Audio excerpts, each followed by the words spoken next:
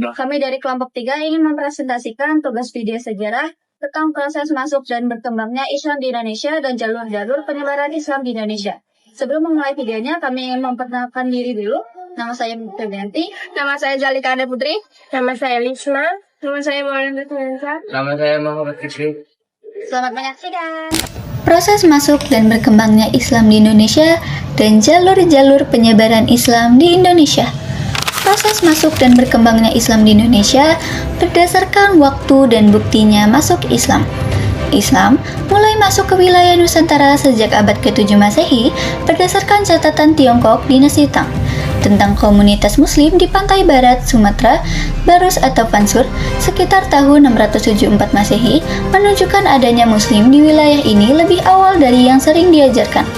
Namun, bukti kuat perkembangan Islam baru muncul dari akhir abad ke-13 Masehi, terutama melalui kerajaan Islam seperti Samudra Pasai. Di Aceh terdapat makam Sultan Malik Al-Saleh yang bertuliskan tanggal 1297 Masehi. Selanjutnya, ada berdasarkan tahapan proses masuk dan berkembang. 1. Kontak awal melalui perdagangan laut. Pedagang Muslim dari Arab, Persia, India, dan Cina singgah di pelabuhan-pelabuhan Nusantara untuk berdagang rempah-rempah dan komoditas lainnya.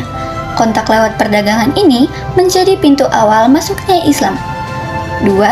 Interaksi sosial dan perkawinan. Para pedagang juga berinteraksi dan menikah dengan penduduk lokal, sehingga Islam mulai dikenal dan diterima secara personal di komunitas pesisir. 3. Dakwah para ulama dan sufi. Ulama-ulama, termasuk sufi, berdakwah dengan pendekatan pendidikan agama, tasawuf, dan adaptasi budaya. Penyebaran Islam lebih efektif melalui pendekatan kehidupan dan ajaran rohani. 4. Terbentuknya komunitas Islam di pesisir. Komunitas Muslim semakin kuat di pelabuhan perdagangan besar di Sumatera, Jawa, Kalimantan, dan bagian Indonesia Timur. 5. Pengaruh politik kerajaan. Ketika penguasa lokal atau raja masuk Islam, rakyatnya cenderung mengikuti. Kerajaan-kerajaan Islam seperti Samudra Pasai, Demak, Aceh, Ternate, Tidore menjadi pusat penyebaran Islam yang lebih luas.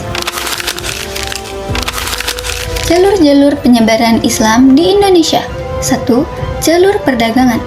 Islam menyebar melalui pedagang Muslim yang datang dan menetap di pelabuhan Nusantara. Pedagang ini selain berdagang juga berdakwah dan berbaur dengan penduduk lokal. 2. Jalur perkawinan. Perkawinan antara pedagang Muslim dengan penduduk setempat membantu menyebarkan Islam secara turun-temurun dan sosial. Contohnya, seperti pernikahan antara Prabu Siliwangi yang beragama Hindu dengan Nyai Subang Larang. 3. Jalur pendidikan. Para ulama dan dai mendirikan lembaga pendidikan Islam seperti pesantren, surau, dan dayah. Di tempat-tempat ini, masyarakat mempelajari ajaran Islam secara mendalam, mulai dari akidah, ibadah, hingga akhlak.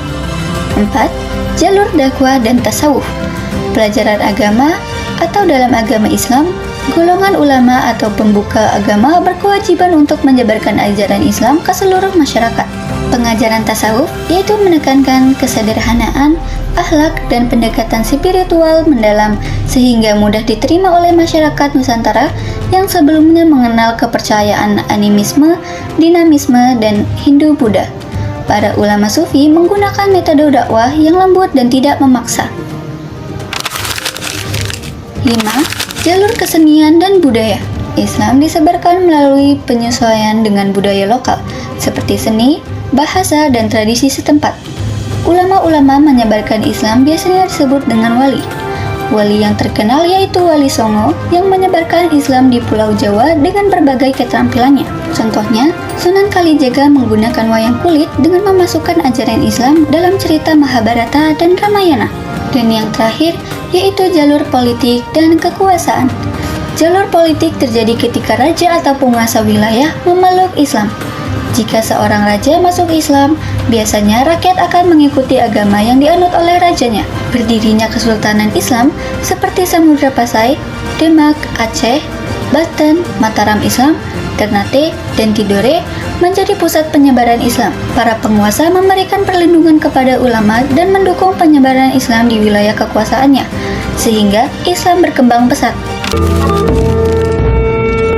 Berbicara tentang sejarah masuknya Islam di Nusantara, khususnya Pulau Jawa, tak terlepas dari peran Wali Songo. Wali Songo adalah lembaga dakwah yang beranggotakan 9 tokoh penyebar agama Islam. Mereka berdakwah secara sistematis dan terorganisasi dalam melakukan usaha-usaha pengislaman masyarakat Jawa dan masyarakat di pulau-pulau lainnya. Kesembilan anggota Wali Songo yang termasyhur antara lain Sunan Gresik, Sunan Ampel, Sunan Bonang, Sunan Derajat, Sunan Kudus, Sunan Giri, Sunan Kalijaga, Sunan Muria, dan Sunan Gunung Jati.